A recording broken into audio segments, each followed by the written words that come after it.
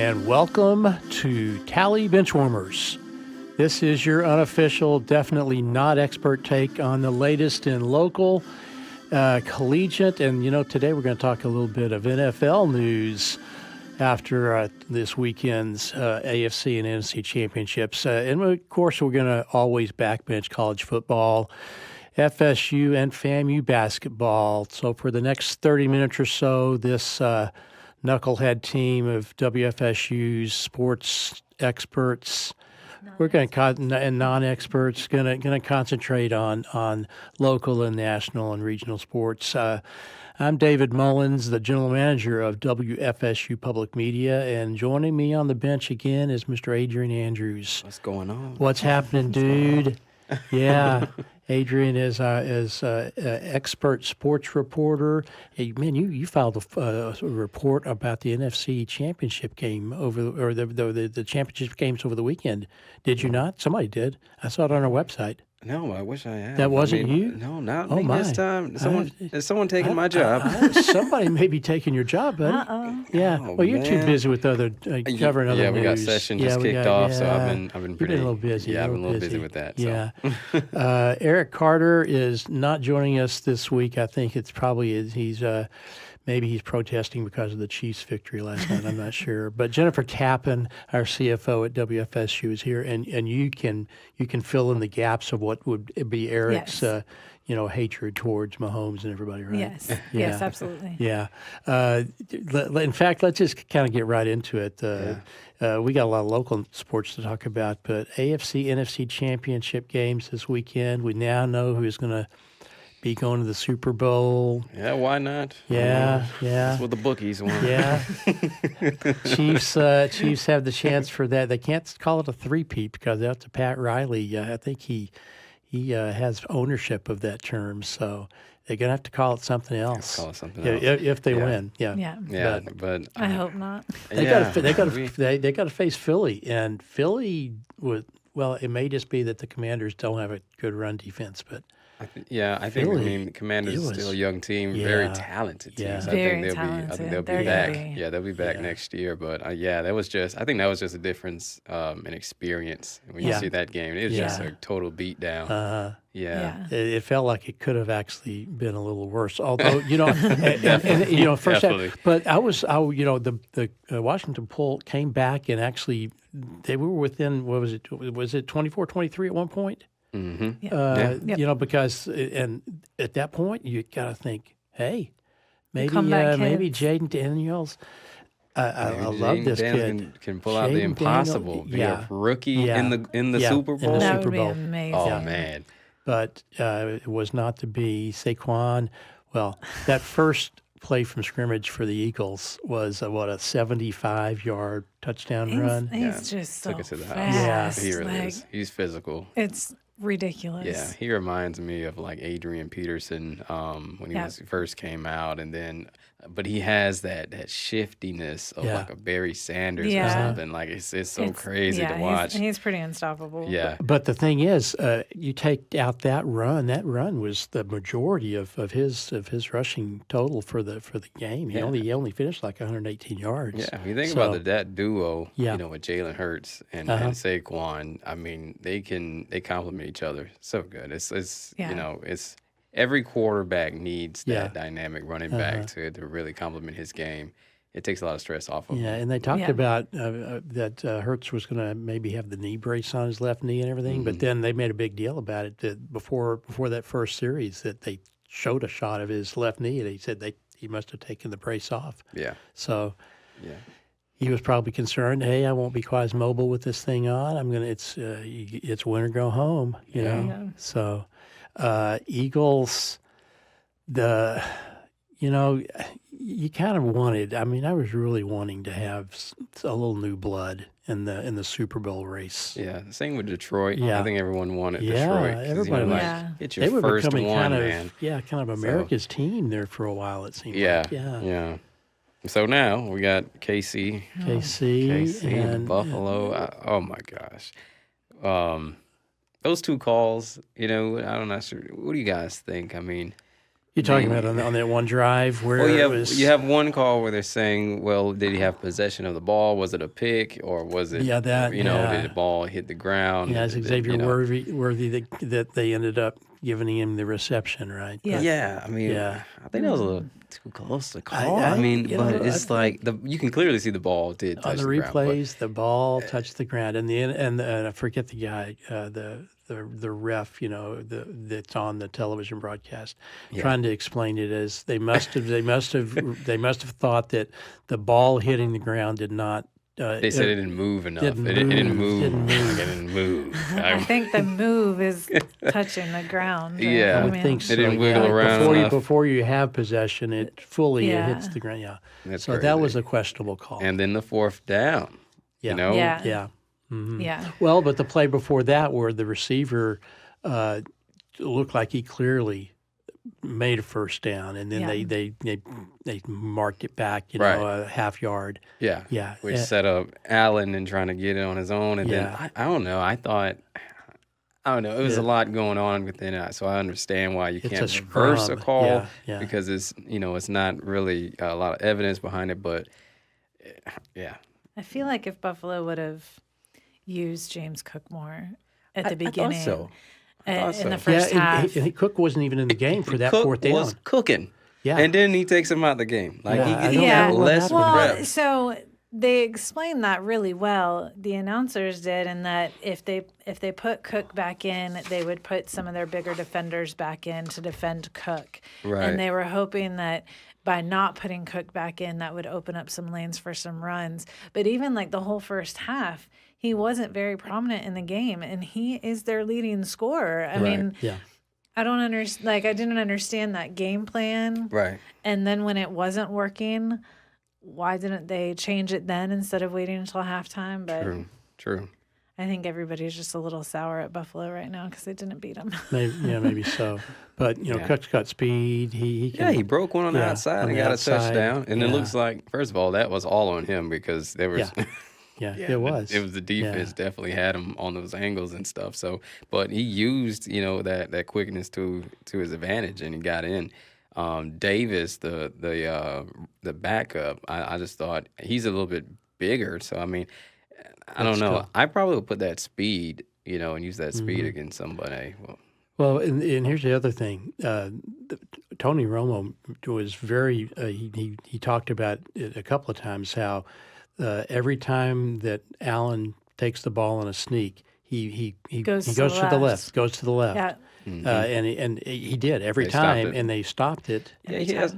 Well, Tony they allegedly stopped it. The time he tries to go up the middle, that's the time he fumbled. So. Yeah. But well, and maybe that is a thing. Yeah. Well, but Tony Romo is in love with the Chiefs. I'm pretty sure. All he could talk about was how good they are. I think that. Well, he's going to praise the quarterbacks. He's going to praise the really good quarterbacks. Well, and because he was praising Josh Allen a lot too. The commentators definitely. Yeah. I mean, I know what Jen is referring to. It's like Pat throws like an incomplete pass and throws the ball away. Good. Did you see how he threw that ball away? He is so good. He's just the best. Like, oh my God. Yeah. So we'll see. Mahomes and Kelsey and the Chiefs again in the Super Bowl. It's going to be. The Eagles definitely have a really good defense. Yeah. And they've got a better defense than the Bills. I mean, the Bills, their secondary kind of decimated, and they were struggling. And they have the running game. Yeah. So can the Chiefs stop it? We'll see. I think it's going to come down to maybe to that running game, and then obviously the quarterback play. Yeah. I mean, so.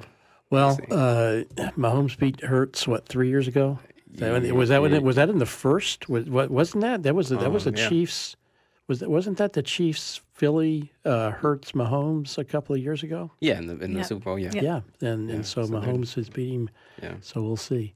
Wow, the NFL season going to be finally over. basketball and NBA's kind of going to start ramping up. Although I mean the NBA season is so freaking long. It is. Then they get in the playoffs, and the playoffs take like 4 months. But I was listening to sports radio coming in today, and they were really talking about Jimmy Butler and the Heat and kind of where he may end up and how he's kind of become that more than a distraction to the Miami Heat, right? He is. Yeah. He's. I think that's more of like he's just showing like, listen, I want out, so I'm gonna force myself out. I'm gonna force my way out. But yeah, we were talking before the show. Like, is he a 1 or a 2? I think he's more of a 2. I think when we're talking about is he the Jordan or the Pimpin? Which one? But yeah, I think he needs to be not the main person like scoring all the points. I think he needs to be like that second person, and then so maybe he needs a Jordan if he's pimping. He needs a Jordan, and I'm not sure where he will go. I mean, rumors of the Suns, right? The Suns possibly. I mean, I think probably a lot of teams, Western Conference teams, may be in the mix. But whoever is going to take him, he's got a $53 million. That's a lot of money, man. Yeah, right now, $57 million player, I think, option for next year. And if he wants a max deal, which would be like $250 million, I mean, who's going to? He's getting older too. He's getting older. Who's going to pay that? So yeah, I don't know. I lived down in South Florida for a long time, so I'm a Heat fan. And Butler's taken us a long way over the last number of years. I like that mentality. He's a good player. Yeah, mentality is on key. He's a good player. I just don't know if he's like the. Like I said, I just don't know if he's that should be the number one option. I think he needs some supporting guys around him. Maybe somebody who can, dish him out the ball and then, make some stuff happen for him. But we'll see. We'll see what happens. And I know that we're all are waiting to make sure that Doak Campbell Stadium is ready for the first FSU football game of the season. Can't believe it's not even the end of January and we're talking about the first FSU football game. But I think the big thing is, okay, is the stadium going to be ready? And then is the team going to be ready for Alabama? High tide. Yeah. High tide. It's going to be interesting. I know that we've got that full. I think the whole ACC schedule is going to get announced. We're recording this on Monday morning, so Monday night. Yeah. We were just joking. We have to play better and do better this season than last season. What were we talking about after the ice storm? Yeah. Snowpocalypse here in Tallahassee. What happened at Doak? We got more inches of snow at Doak than we got winds. This past season. Oh, man. That's a killer. That's a yeah. For that's a Florida team, that's pretty that's bad. a statement. Pretty bad. Yeah, that's a definite statement right there. Oh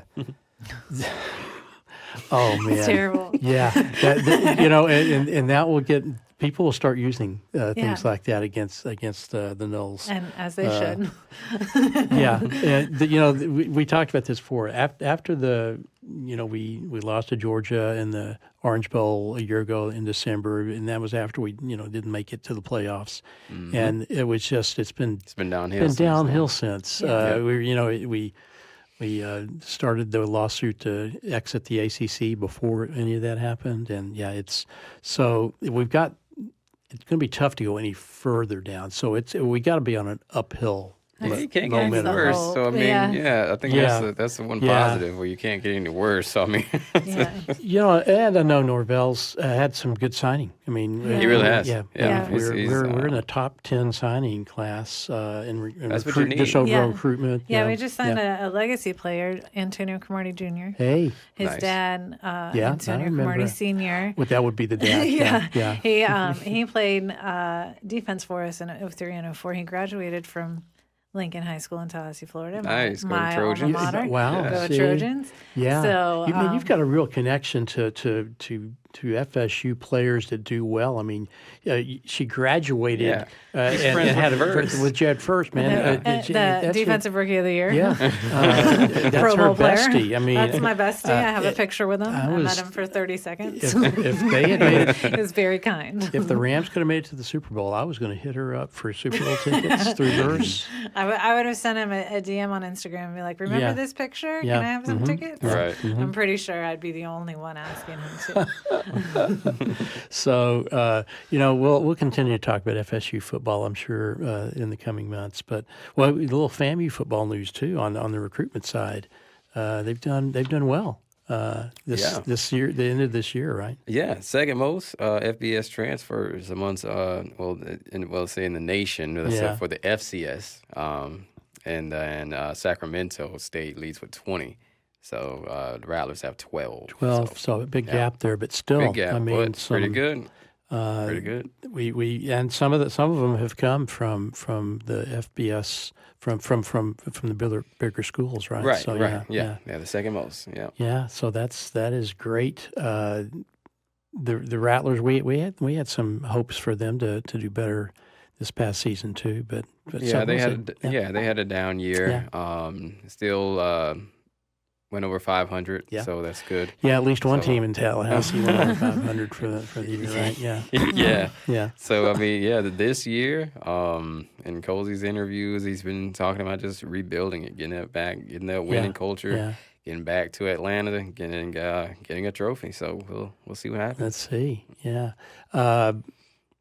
We're getting close to where we're going to be wanting to talk about baseball and softball for both schools, but our producer Jason made sure that we had a little information about the Florida State softball team. 3 FSU players named to the 14-player preseason All-ACC team that was announced last week. So we got some good players going to be hitting the big ground ball here this spring.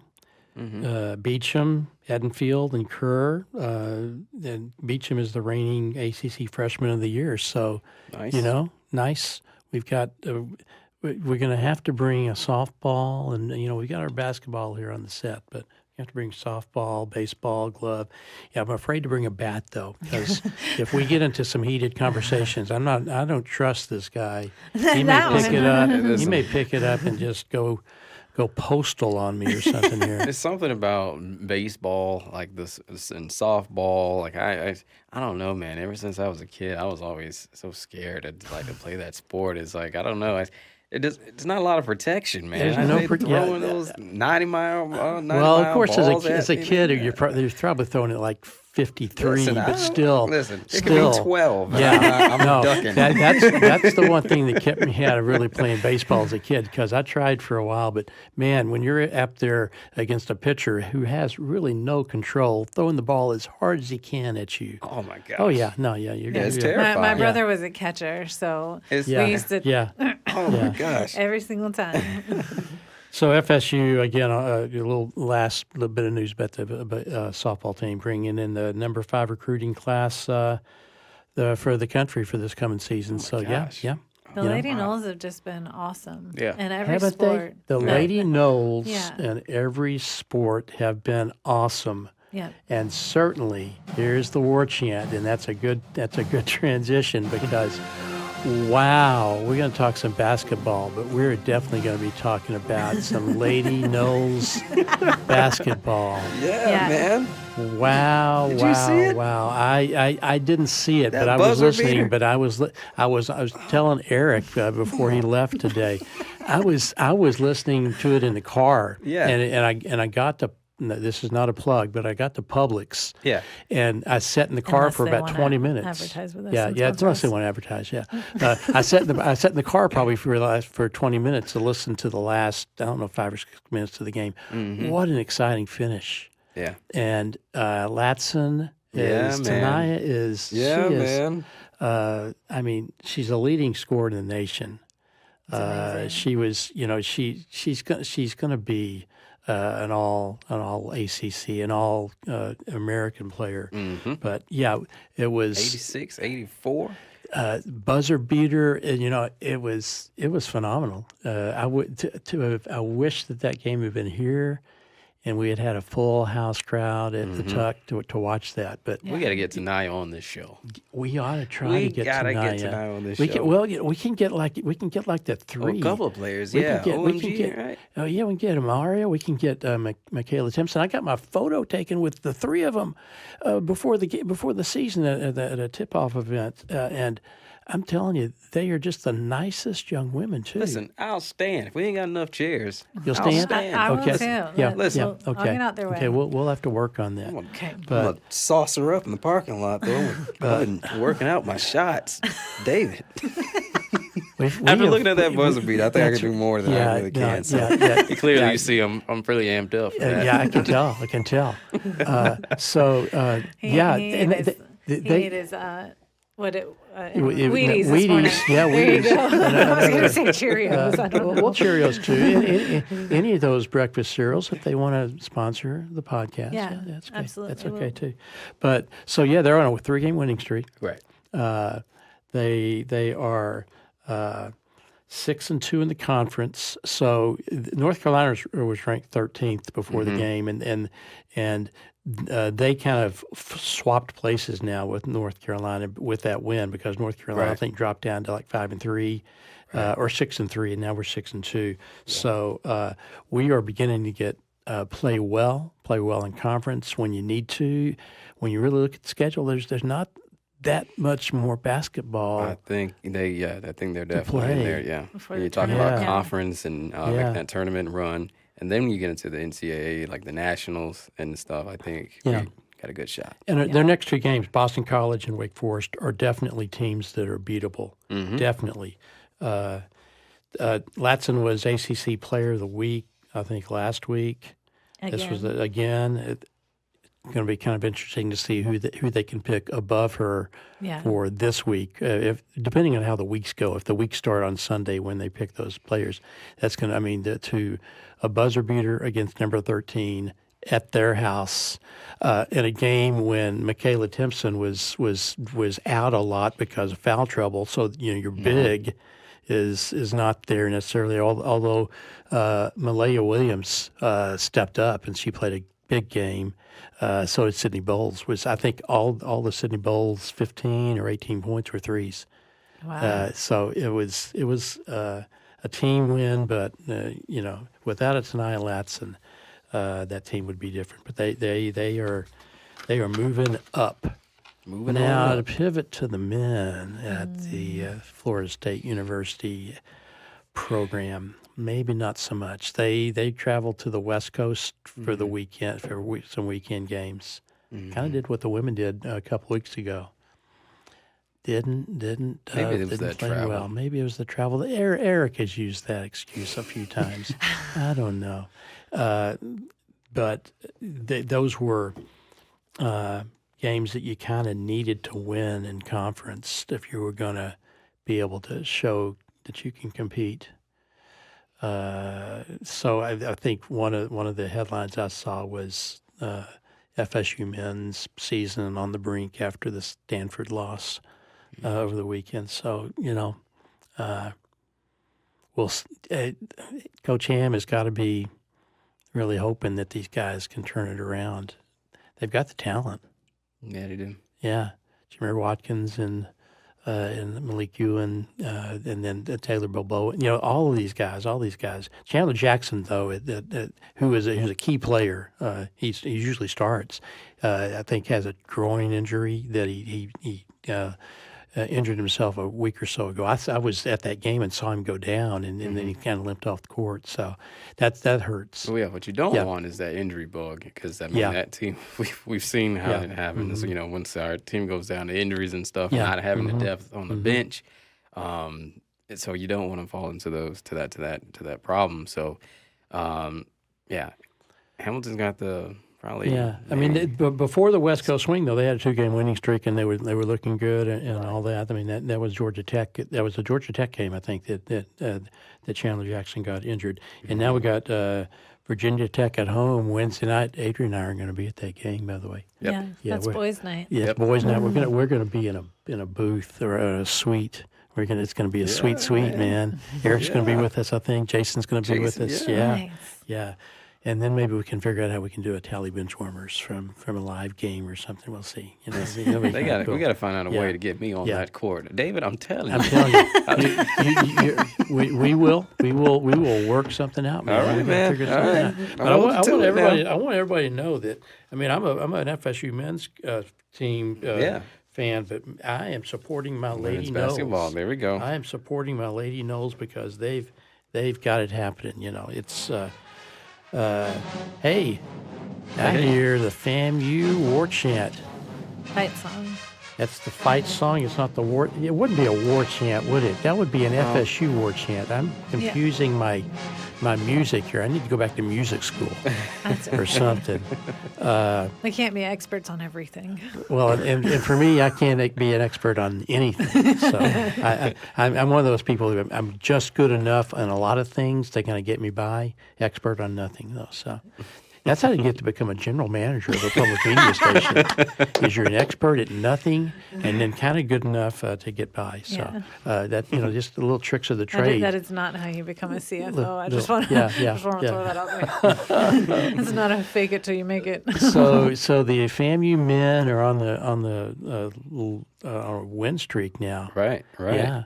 After that, Alcorn State. Knocking off Alcorn State by 1 point. So that was a very close game. Yeah. Close game. We're 6-11, 3-3 in the conference.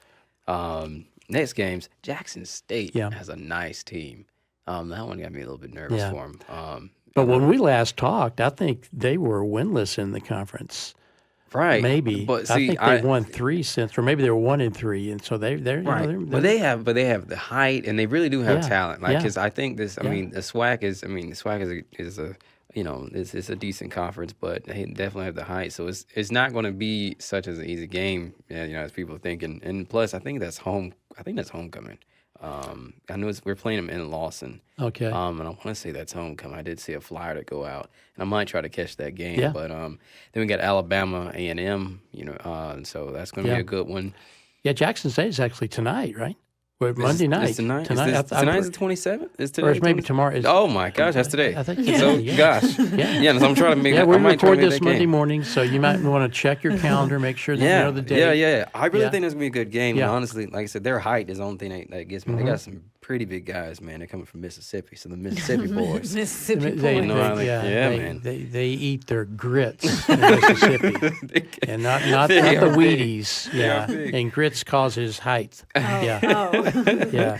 Oh, women's doing women's. They got the 2 losses. They come off 2 losses, so that's their the women were 12. the women were doing well. I mean, the women were on a roll. Yeah, especially in the conference. They're now they 3 were and 4. 3 and 2 in conference before this 2-game losing streak. Yeah. So now we're 3 and 4. We got beat up in Mississippi against Jackson State. Alcorn State knocked us off. So are the women also tall in Mississippi? Then is that what you're saying? I watched them play. They're actually kind of quick though. I think they see that's what you got. You got the quickness, man. You may not have the height, brother, but you got the quickness. Yeah, they're quick. But I believe they definitely have a good. They can shoot. They can shoot from 3 too as well. Mm-hmm. So I think they have that advantage though. But yeah, man. I'm gonna see about that game tonight. Might see if I can. Yeah. Might go to that one. I mean, good. So I think when last time we talked, we were high on the FAMU women because I think they were coming off of a win streak, and were I think they were 3 and 2 in conference, and doing good, yeah. Yeah, then they come off. So fingers crossed for both schools and both men's and women's programs. But yeah, I am concerned about the FSU men if they gotta be able to show the. I guess I don't know if it's toughness or what, but maybe they just won't travel anymore, or at least stay East Coast, stay in the Eastern time zone, and maybe they'll help them. For the rest of the season. Maybe that is a problem where you have, this new conference alignment, and then you have teams now that you're having to travel way over there. I don't know. I mean, clearly it didn't work out for the football team, so maybe that's something that we need to look at. Well, I don't know that was a problem for the football team. That was very much the problem, David. I don't think we can claim that. Yeah, sure. I don't think so at all. Oh, man, that's the whistle. I think that's the end of the game. Or that may have been an errant whistle from last night's AFC Championship game, a whistle against the Bills. Yeah. For roughing the passer. For roughing the passer. There was no roughing the passer call last night. I was pretty amazed because I saw Mahomes on his butt a couple times, and there was no flags, and I was like, wait. I was surprised. Yeah. Well, that does it for this week's Tally Benchwarmers. We've had fun. We've got the next time we talk, Adrian and I will probably still be eating popcorn from the suite at Wednesday night's game. I'm ready for that. Yeah, we're ready for that. We want to thank Evan Rossi behind the board and Jason Acuna switching the video around for us as our producer director. And we want to thank you for listening. And if you have any questions, or certainly if you want to sponsor us, just to reach out to tallybench@wfsu.org. We will talk to you next week on Tally Benchwarmers. All right.